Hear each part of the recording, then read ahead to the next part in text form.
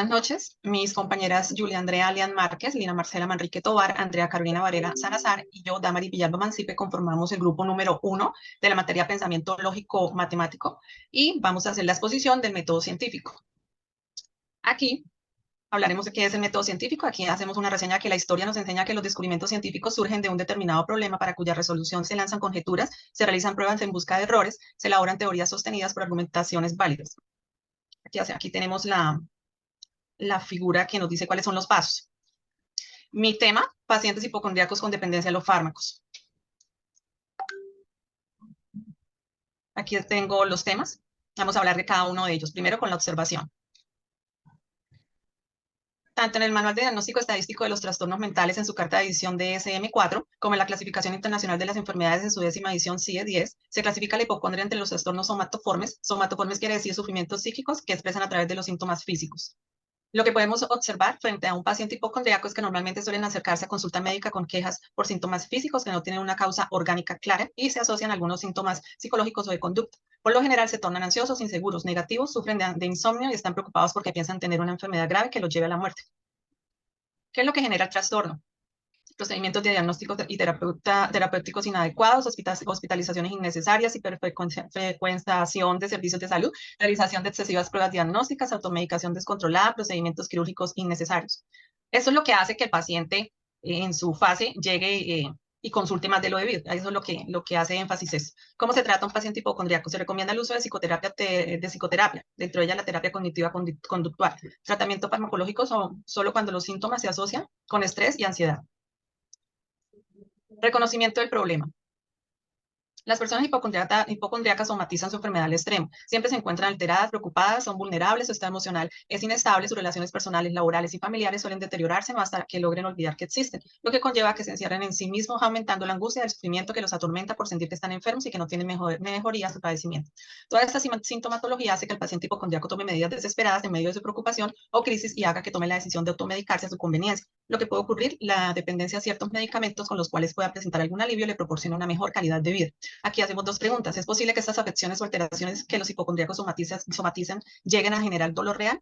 Y también existe la probabilidad de demostrar a un hipocondríaco con exámenes normales que sus dolencias son mentales y que consulta a un psicólogo sin que se torne renuente. Aquí hacemos la hipótesis. Como primera medida para tratar o ayudar a un paciente hipocondríaco con dependencia de fármacos, es necesario hacerle comprender la importancia de orientarlo hacia la búsqueda de la solución al verdadero problema, explicarle de manera asertiva que sus síntomas, causas o malestares se pueden eliminar progresivamente con algunos tratamientos específicos y recalcar que esto le ayudará a perder el miedo a pensar que podría tener una enfermedad grave e incluso morir.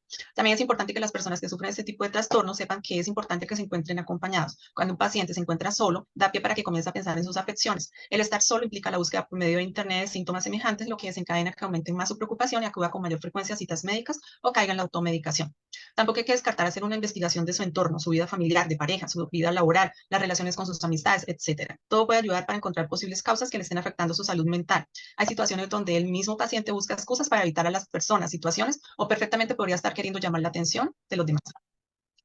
Tenemos las predicciones. Los pacientes con ese trastorno, luego de ser diagnosticados y que han aceptado la ayuda por medio de las terapias cognitivas, se ha logrado evidenciar un avance significativo respecto a los miedos y demás somatizaciones. Una buena relación y comunicación con el terapeuta es clave para que el logro de los objetivos, que en este caso sería incorporarse a una vida normal. Es posible que cuando ya se tenga un diagnóstico claro del trastorno sea necesario el uso de medicación sugerida por el profesional tratante y sería para los casos específicos como por ejemplo el manejo de estrés y la ansiedad. El uso de placebos como tratamiento complementario en pacientes hipocondríacos con dependencia de fármacos puede llegar a convertirse en una terapia con muy buenos resultados porque el efecto placebo puede tener una reducción de los síntomas, lo que permitirá tener un beneficio significativo para el paciente.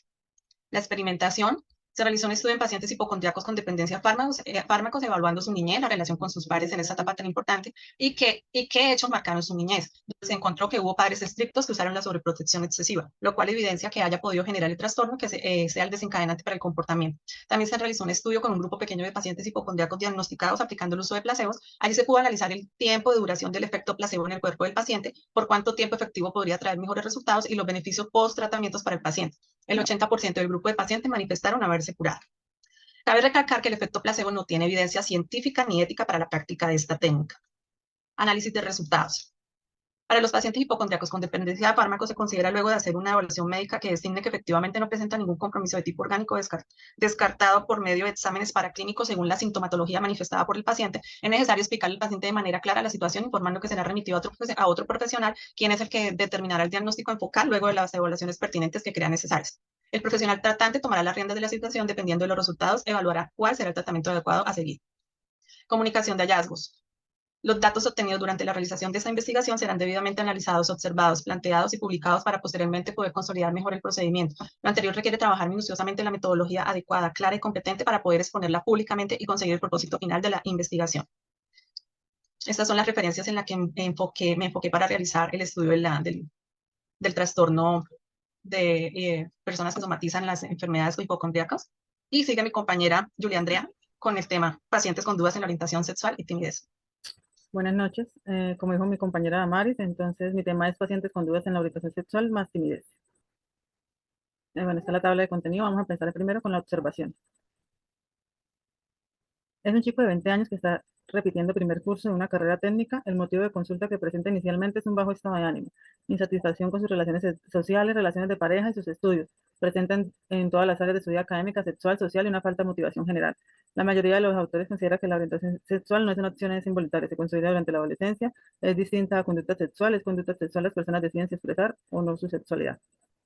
Segundo, reconocimiento del problema. Esta carencia de educación sexual en las casas y en las aulas acaba generando consecuencias como el desconocimiento de los propios cuerpos, inseguridades, toma de decisiones sin tener la herramienta para tomarlas, falta de conciencia del consentimiento e invisibilidad de la diversidad sexual. Los jóvenes, por lo tanto, acaban consumiendo información sobre sexo a través de Internet y la pornografía, donde el contenido no está pensado para educar. La lista de todo lo negativo que los adolescentes pueden absorber de este contenido es infinita. Entender a la mujer como un sujeto sumiso, limitar el sexo a la penetración, la aceptación de los cuerpos perfectos como los únicos válidos, relaciones que no son reales. El sexo, en cambio, es tolerancia, respeto, consentimiento y deseo. Iba desde las caricias y el coqueteo hasta las prácticas más arriesgadas. Tercero, la hipótesis. Analizando podemos ver los muchos prejuicios y creencias errores que tiene que ponen una barrera para conseguir lo que realmente quiere. Principalmente debemos identificar sus creencias irracionales y sus miedos. En la actualidad, la homosexualidad no se considera una patología que deba ser modificada, por lo cual los terapeutas han volcado su interés en cómo tratar adecuadamente los problemas que enfrenta dicha población debido al rechazo social. Los jóvenes gay, hombres y mujeres enfrentan problemas especiales, además de las dificultades normales de la adolescencia. Ellos son objeto de presiones sociales y familiares de gran importancia. Las estrategias de afrontamiento son muy variadas e incluyen retirarse de la situación social o familiar, depresión, negación, exageración de rasgos heterosexuales, asumir roles que no son propios, depresión, conducta autodestructiva, homofobia interiorizada y otras. En este sentido, el terapeuta debe estar alerta dado que no es adaptivo que un joven decida aislarse en los momentos en los cuales más necesita el apoyo de su familia y una red social. Es bien sabido que existen altas tasas de suicidio en los jóvenes gays que sobrepasan las de los jóvenes heterosexuales. Muchos muchachos y muchachas gays se suicidan o intentan hacerlo debido a que no entienden su situación, no han logrado aceptar sus sentimientos ni sus condiciones y carecen de una red social de apoyo para encontrar posibles causas que estén afectando su salud mental. Hay situaciones donde el mismo paciente busca excusas para evitar a las personas, situaciones o perfectamente podría estar queriendo llamar la atención de los demás. Cuarto, predicciones. Aplicar la técnica de reestructuración cognitiva de todos ellos y exponerse gradualmente a las situaciones que tenía, como con aumento de las actividades gratificantes, y para enfrentarse con éxito a las situaciones sociales se hizo un entrenamiento en habilidades social y asertividad. De esta forma consiguió contrastar sus creencias con la realidad y poder escoger libre de miedos lo que realmente quería. Quinto, experimentación. Para enfrentarse con éxito a las situaciones sociales se hizo un entrenamiento en habilidades sociales y de asertividad. De esta forma, conseguir contrastar sus creencias con la realidad y poder escoger libre de miedo lo que realmente quería. Uno de los primeros intereses en el campo de conductismo respecto a la homosexualidad surge en la década de los 70, con el boom de la terapia de conversión. Sin embargo, actualmente existen serias objeciones éticas respecto a tratar de cambiar la orientación sexual de una persona, sea por su propia voluntad, la de sus padres, la de su pareja o de quien sea. Aún en el caso de que el individuo desee cambiar su propia orientación sexual, es muy posible que esta persona esté sometida a una presión social tan grande para dejar su homosexualidad, que probablemente no esté tomando una decisión que pueda considerarse libre y autónoma. Solo si ha logrado sopesar los puntos positivos y los negativos de la homosexualidad y de la heterosexualidad, puede llegar a tomar una decisión relativamente libre. 6. Análisis de resultados. Aun cuando la mayoría de los homosexuales viven vidas felices y exitosas, algunas personas homosexuales o bisexuales pueden buscar un cambio de su orientación sexual a través de la terapia, a menudo como resultado de coacción por parte de miembros de su familia o grupo religioso. La realidad es que la homosexualidad no es una enfermedad, no requiere tratamiento y no puede cambiarse. Sin embargo, no todas las personas gay, lesbianas, bisexuales que buscan la ayuda de un profesional de salud mental desean cambiar su orientación sexual. Las personas gay, lesbianas y bisexuales pueden buscar ayuda psicológica con el proceso de la revelación de su orientación sexual o el desarrollo de estrategias para lidiar con el prejuicio, pero la mayoría opta por la terapia por los mismos motivos y problemas de la vida que conducen a las personas heterosexuales a la consulta de los profesionales de la salud mental. Séptimo, comunicación de los hallazgos. La investigación publicada en la revista Psychological Science in the Public logró establecer una serie de conclusiones en que los científicos a lo largo de esta última mitad de siglo parecen haber encontrado coincidencias entre sí. En diversas culturas, un porcentaje pequeño, pero no trivial, de personas tiene sentimientos no heterosexuales, y si bien existen distintas formas de expresar la orientación sexual de acuerdo a las normas y tradiciones de cada cultura, la investigación sugiere que los sentimientos sexuales de las personas tienden a desarrollarse de manera similar en todo el mundo. Las orientaciones sexuales masculinas se manifiestan de una forma diferente a las orientaciones sexuales femeninas. La variación, las primeras destacan por estar mucho más ligadas a sus patrones de excitación sexual que las segundas. Algunos factores biológicos, como ciertos perfiles genéticos específicos y hormonas prenatales, pueden contribuir a la orientación sexual, aunque nunca son la única causa. En este sentido, la evidencia científica sugiere que tanto los factores biológicos como los ambientales, no sociales, influyen de forma conjunta en la orientación sexual. Los estudios revisados no apoyan la noción de que la orientación sexual pueda ser enseñada o aprendida a través de medios sociales. Asimismo, existe escasa evidencia que respalde que las orientaciones no heterosexuales se vuelven más comunes a medida que aumenta la tolerancia social. Y estas son las referencias donde basé mi tema de la orientación sexual. A continuación, mi compañera Andrea Varela va a hablar sobre los pacientes con trastorno bipolar. Muy buenas noches, como dice la compañera Andrea, vamos a hablar sobre los pacientes con trastorno bipolar. Miramos la tabla de contenido, observación, reconocimiento del problema, hipótesis, predicción, experimentación, análisis de resultados y comunicación de los hallazgos. La observación. Dado el aumento en el diagnóstico de la bipolaridad, las dificultades al establecer los límites entre el ánimo patológico y el riesgo derivados a las indicaciones de tratamientos inadecuados que se presentan ante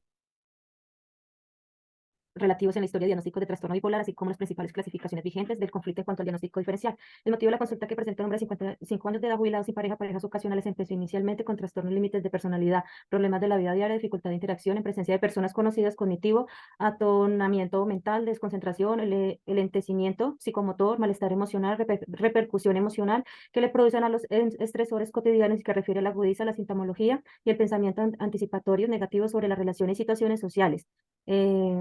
No le gustaba ir de vacaciones, restringir sus actividades en casa, leer, la inestabilidad, percepciones, relaciones de sí mismo, se aprecia impulsibilidad, se caracteriza un trastorno límite de personalidad, es la presencia de un episodio de manía que no se ha constatado en historia clínica del paciente. Trastorno clínico, este requiere que nunca se haya presentado un trastorno depresivo mayor ni episodios depresivos hipomaníacos mostrados en el pasado. Reconocimiento del problema. En la causa del trastorno bipolar predomina el componente biológico y el modelo aceptado explica y la enfermedad como resultado de la combinación de un componente genético con determinadas situaciones vitales adversas que actúan como desencadenante. Los efectos probablemente pequeños, adictivos e interactivos de muchos genes confieren a mayor vulnerabilidad personal que posibilita la determinación de situaciones como el estrés, los periodos de falta de sueño, consumo de drogas, sustancias estimulantes ocasionan un desequilibrio del sistema neuroquímico, serotonina, noradrenalina, dopamina y probablemente hormonal, que a su vez provoca los síntomas psíquicos y físicos de la enfermedad. Seguimos con la hipótesis número 3. Se ha comprobado que los pacientes con trastorno bipolar, sobre todo en las fases agudas de la enfermedad, tienen niveles anormalmente bajos o altos determinados neurotransmisores, que existen alteraciones en neuroimagen, mayor o menor activación de unas zonas dependiendo del tipo de episodio y que la respuesta determinada del test bioquímico es distintas a las de las personas que no tienen ningún tipo de trastorno mental. Así todo esto no lo es suficientemente específico como para tener utilidad diagnóstica, es decir, alteraciones similares que producen también en otro tipo de pacientes. Médico hablando con un paciente o entrevista con el grupo de trasplantes. La entrevista con el psiquiatra sigue siendo el único método de diagnóstico de un trastorno bipolar, perfectamente estructurado, con unos pasos a seguir bien delimitados, que debe de dar los mismos resultados, se aplica para dos profesionales diferentes. La 4 son las predicciones. El eje del tratamiento es farmacológico debido a que sin la medicación adecuada no se logra activar el estado de ánimo para que no haya cambios abruptos. Pero además es importante acompañarlos con tratamiento psicológico en el cual consta entre las herramientas de psicoeducación, tanto como para él o la paciente, como así también para el círculo cercano. La 5, vamos con la experimentación. Experimentos conductuales dirigidos o condiciones en torno a la incontrolabilidad y en el peligro del estado afectivos y estrategias conductuales relacionadas que se han implicado en el mantenimiento del cambio de humor bipolares, experimentos de comportamiento para dificultades no relacionadas con el estado de ánimo que ocurren comúnmente con experiencias bipolares que incluyen pensamientos perfeccionistas, necesidad de aprobación y recuerdos intrusivos. Los experimentos conductuales ofrecen una técnica terapéutica útil para instigar cambios cognitivos conductuales en el trastorno bipolar, realizando de manera sensible y colaborativa de acuerdo con los objetivos centrados en la recuperación de las personas. Los experimentos de comportamiento se pueden utilizar para superar las dificultades relacionadas en el estado de ánimo y no relacionadas con el estado de ánimo. 6. La análisis del resultado. Método de estudio observacional, analítico y prospectivo en 3 fases: confirmación del diagnóstico, aplicación en la escala de manía y análisis estadístico. Posteriormente se evaluó la matriz para, mediante un método de máxima verosimilitud, llevar a cabo el análisis factorial confirmatorio. El factor de mayor peso del síndrome maníaco fue la activación motora, y del menor peso los síntomas efectivos. Estos hallazgos fueron similares al estudio preliminar. La conclusión: los resultados son extraordinarios, como hasta ahora definido por los sistemas de clasificación vigentes, donde se considera como ejes centrales de diagnóstico del síndrome maníaco los síntomas efectivos, que en este trabajo resultan teniendo el menor peso dentro de los factores constitutivos del síndrome. La séptima, la comunicación de los hallazgos. El trastorno bipolar es una enfermedad grave, difícil de controlar con los tratamientos al uso, con probable evolución hacia la cronicidad y con una notable repercusión sociosanitaria que afecta sensiblemente la calidad de la vida del paciente y en su entorno. En el presente artículo se aborda la clínica y la etiopatogenia de este trastorno, junto con una serie de consejos útiles para pacientes y su familia. Se puede ofrecer al farmacéutico comunitario. Esta enfermedad es un poco desconocida por la población, está rodeada de prejuicios y temores ancestrales que suelen suscitar los trastornos psíquicos. Sin embargo, el trastorno bipolar tiene muchas semejanzas con otras afecciones, tales como la diabetes o la hipertensión arterial, ya que ocurre con estas enfermedades. Un tratamiento adecuado puede mantenerla compensada, evitar gran parte de los riesgos que supone el trastorno bipolar descontrolado. Aquí tenemos las referencias y seguimos con la señorita Lina Manrique, que va a dar sobre los pacientes. Hola, muy buenas noches, compañeros, muy buenas noches, profesor. Mi tema es pacientes. Esta es mi tabla de contenido que tiene observación, reconocimiento del problema, hipótesis, predicción, experimentación, análisis de los resultados, comunicación de los hallazgos. Tenemos la observación, que es el primer punto del método científico. Observamos que el paciente con descontrol de emociones se acerca a la clínica de salud mental, quejándose de su insatisfacción laboral, descontrol, sentimiento de frustración en el trabajo y en su vida en general. Y manifiestan de que el problema del paciente es que muchos problemas provienen de su manejo ineficaz de la situación interpersonales en el trabajo. Es un conflicto personal de origen laboral y su incapacidad para autoafirmarse en su puesto y tomar decisiones. Debemos observar el entorno laboral donde se produce el problema. El reconocimiento del problema. Claramente, el paciente sufre de inestabilidad de emociones y es sujeto a su trabajo, su familia, su autoestima, ya que debido a la insatisfacción laboral produce en el individuo frustración, tanto a nivel ocupacional como personal. Este descontento laboral provoca un enfado con la familia. En conclusión, los problemas que posee el individuo provienen de su ineficaz manejo de las relaciones interpersonales en el trabajo. El punto 3 es la hipótesis. En este caso, como se ve el problema, tiene 3 niveles de análisis. Individual, donde se profundiza el conocimiento del individuo, como la adecuada valorización de sí mismo, la confianza en sí mismo o la motivación. También se formula una hipótesis sobre su capacidad de empatizar sobre sus habilidades sociales, ya que se evidencia en él una serie de déficits de relaciones interpersonales. Cabe hipotezar, yendo desde una perspectiva, que su modo de transmitir la información es inadecuada. Además, relata incapacidad para manejar los conflictos. La cuarta es la predicción. Después de aceptar las dificultades, el individuo decide ir a terapias. El objetivo es la satisfacción profesional, personal, así como la mejora de la intercomunicación para alcanzar un óptimo grado de motivación y autorrespeto y satisfacción en cada uno de los problemas detectados. El paciente con terapia aprenderá a darle manejo al estrés, a la ansiedad y así poder incorporarse de manera satisfactoria en una vida normal. La experimentación. Se le hizo un estudio al paciente empezando desde su niñez, los cambios en la conducta, en la relación con las etapas, especificando el desarrollo que consiguen estos cambios, arrojando que el paciente es diagnosticado con el trastorno de ansiedad social, que se refleja en un temor intenso y persistente al ser observado y juzgado por los demás, y el miedo afectado así a todas las actividades del diario vivir.